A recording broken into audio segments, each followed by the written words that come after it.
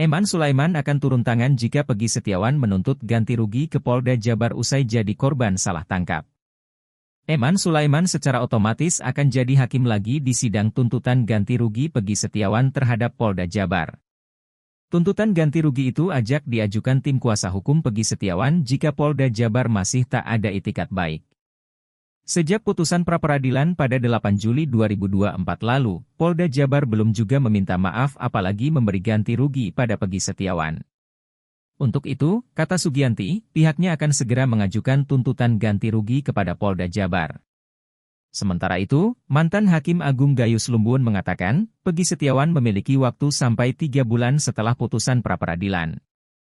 Itu artinya tuntutan ganti rugi bisa diajukan sampai 8 Oktober 2024. Namun, ia menyarankan agar Peggy Setiawan segera mendaftarkan tuntutan ganti rugi tersebut. Gayun mengatakan, nantinya sidang gugatan ganti rugi itu akan diadili oleh Hakim Eman Sulaiman lagi. Sebab Pengadilan Negeri Bandung pasti akan menunjuk hakim pra-peradilan dalam sidang gugatan tersebut. Mantan Kapolda Jabar, Irjen Purnawirawan, Anton Carlian mengatakan, masalah ganti rugi itu diatur dalam pasal 22 dan pasal 95 KUHP, adapun rehabilitasi ada dalam pasal 23 dan 97. Namun untuk besarnya kerugian material diatur dalam PP nomor 92 tahun 2015. Sementara itu, apabila ada luka berat ganti ruginya berkisar antara 25 juta rupiah sampai 300 juta rupiah. Kabarnya, pihak kuasa hukum Peggy Setiawan berencana mengajukan ganti rugi sebesar 175 juta rupiah ke Polda Jabar. Nasib Hakim Eman Sulaiman berubah setelah melepaskan Peggy dari status tersangka kasus Vina Cirebon. Kini bahas selebritis, Hakim Eman sering dimintai foto oleh warga bahkan saat ia makan bubur di pinggir jalan. Eman mengatakan banyak orang yang kini meliriknya mendekati hingga meminta foto dengannya. Bahkan, kini ia juga harus menjaga penampilan saat keluar dari kosan untuk mencari makan atau jalan-jalan. Eman Sulaiman mengakui memang dirinya selama ini tinggal di kosan yang disewa oleh pemerintah. Ia hidup sendiri lantaran anak dan istrinya berada di Pemalang. Eman mengatakan dirinya selalu pulang ke Pemalang setiap Jumat sore dan Senin pagi sudah kembali lagi ke Bandung. Hakim Eman Sulaiman dikenal sebagai sosok yang sederhana. Ia juga mengaku kerap jalan kaki saat menuju tempat kerjanya di Pengadilan Negeri Bandung lantaran jaraknya tak terlalu jauh.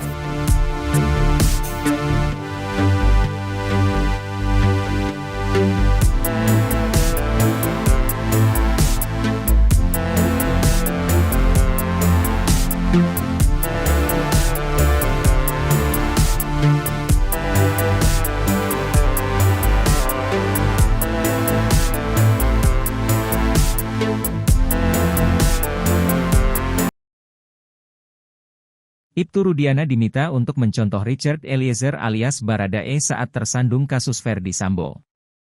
Hal itu diungkap oleh ex-Wakapolri Komjen Purnawirawan, O.E. Groseno di YouTube Abraham Samad Speak Up, Jumat, 19 Juli 2024.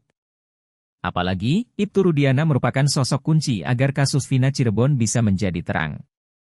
Ibtu Rudiana saat itu menjabat sebagai Kasat Narkoba Polres Cirebon sekaligus ayah dari Rizky alias Eki. Eki bersama kekasihnya Vina tewas di Jembatan Talun, Cirebon pada tahun 2016. Sekali lagi kuncinya Ibtu Rudiana ini. Sudahlah ceritakan Ibtu Rudiana kepada Propam kalau takut atau ke Pak Kapolri, Wakapolri, irwasum peristiwanya seperti ini, kata O.E. Groseno. Jenderal Bintang 3 itu lalu menceritakan langkah Richard Eliezer alias Baradae yang menemui Kapolri Jenderal Pol Listio Sigit Prabowo untuk menceritakan apa adanya terkait kasus pembunuhan Brigadir J yang melibatkan Verdi Sambo. Meskipun kasus Vina Cirebon dengan pembunuhan Brigadir J berbeda, di mana Baradae berstatus whistleblower. Mungkin dia, Ibtu Rudiana, merasa bersalah. Saya tahu kenapa saya tidak mengambil aksi, mungkin ada ancaman sebelumnya kepada Ibtu Rudiana tapi Ibtu Rudiana enggak bertindak kira-kira begitu, akhirnya anak-anak jadi korban, jelas O.E. Groseno. Menurut O.E. Groseno, peluang Ibtu Rudiana menghadap Jenderal Pol Listio Sigit Prabowo terbuka. Ibtu Rudiana, kata O.E. Groseno, seharusnya menyadari adanya kelemahan dan kekurangan terkait penanganan kasus tersebut. Mantan terpidana kasus Vina Cirebon, Saka Tatal menjalani pemeriksaan psikologis jelang sidang peninjauan kembali. Saka Tatal jalani pemeriksaan psikologis Hotel Panen Kota Bandung, Jumat, 19 Juli 2024. Kuasa hukum Saka Tatal, Titin Prialianti menyampaikan kedatangan Saka Tatal ke Kota Bandung ini untuk menjalani pemeriksaan psikologi. Titin menjelaskan Saka Tatal kini mendapatkan perlindungan dari LPSK. Saka Tatal akan menjalani tes psikologi sebagai persiapan menjelang sidang PK. Ya, jadi saya baru saja terima surat dari Lembaga Perlindungan Saksi dan Korban untuk Saka Tatal, ujar Titin, Kamis, 18 Juli 2024.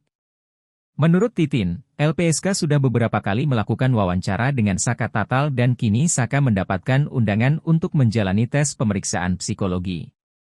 Kenapa ini mesti dilakukan? Karena memang Saka Tatal kadang-kadang kalau diajak soal masa lalunya itu emosinya langsung naik dan aura kemarahannya langsung terlihat, ucapnya. Lebih lanjut, Titin menjelaskan bahwa menjelang sidang PK ini, pihaknya membutuhkan Saka dalam kondisi yang sangat tenang dan bisa menuturkan dengan baik. Saat ini, Saka masih sering menunjukkan emosi yang tidak stabil ketika mengingat masa lalunya, sehingga diperlukan bantuan dari LPSK.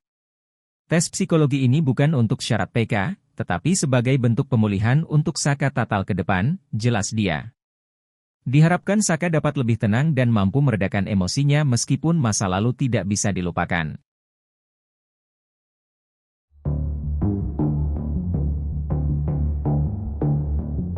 Sosok Aep disebut menjadi aib di kasus Vina setelah mengaku jadi salah satu saksi kunci. Hal itu diungkap oleh ex-Kabareskrim, Komjen, Purnawirawan, Susno Duadji. Aep dinilai berbohong di kasus Vina hingga buat 8 orang menjadi sengsara di penjara. Seperti diketahui, kasus Vina dan Eki di Cirebon pada Sabtu 27 Agustus 2016 silam itu sudah berproses hukum. Ada 8 pemuda yang ditangkap dan kemudian divonis hingga menjalani pidana penjara. Seluruhnya divonis penjara seumur hidup kecuali Saka Tatal yang hanya divonis 8 tahun penjara karena saat peristiwa masih usia anak, dan sudah bebas sejak 2020. Susno mengaku telah membaca seluruh berita acara pemeriksaan kasus Vina. Menurutnya, tidak ada yang bisa membuktikan pembunuhan benar-benar ada. Alat bukti yang terang-terang pembunuhan tidak ada, kata Susno di salah satu TV swasta, Jumat, 19 Juli 2024.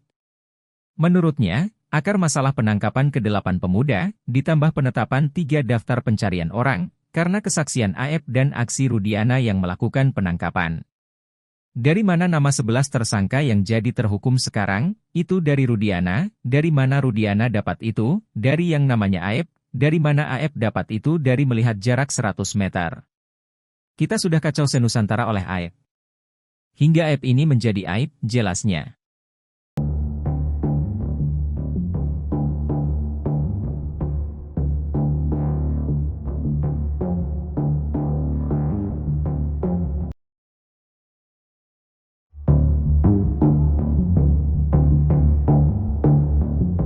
Ternyata, tak sembarang orang bisa ziarah ke makam Eki, kekasih Vina Cirebon yang tewas pada 2016 silam.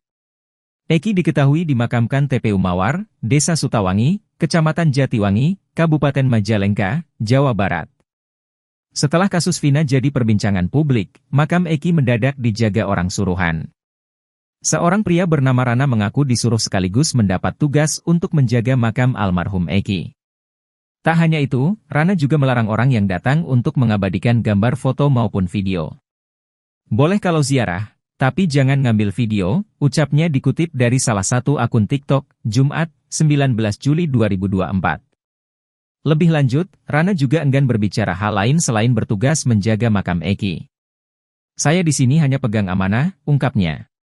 Saya tidak bisa menjawab yang lain-lain lagi. Maaf sebelumnya, sambungnya.